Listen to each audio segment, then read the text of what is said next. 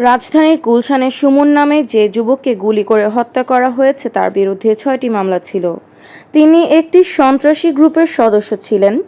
বৃহস্পতিবার ২০ মার্চ রাতে ঘটনাস্থল গুলশানের পুলিশ প্লাজার সামনে সাংবাদিকদের এ তথ্য জানান ডিএমপির অতিরিক্ত commissioner crime and ops S M. Nazrul ইসলাম।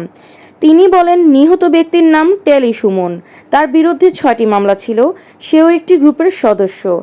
আন্তঃগ্রুপ কন্ডল থেকে হত্যা হতে পারে বলে আমরা প্রাথমিকভাবে ধারণা করছি।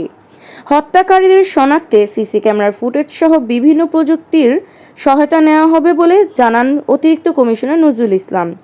এর আগে বৃহস্পতিবার রাত ৯টার দিকে গুলশানের পুলিশ প্লাজার পাশে ফজলে রাব্বি পার্কের কোনায় এ হত্যাকাণ্ড ঘটে।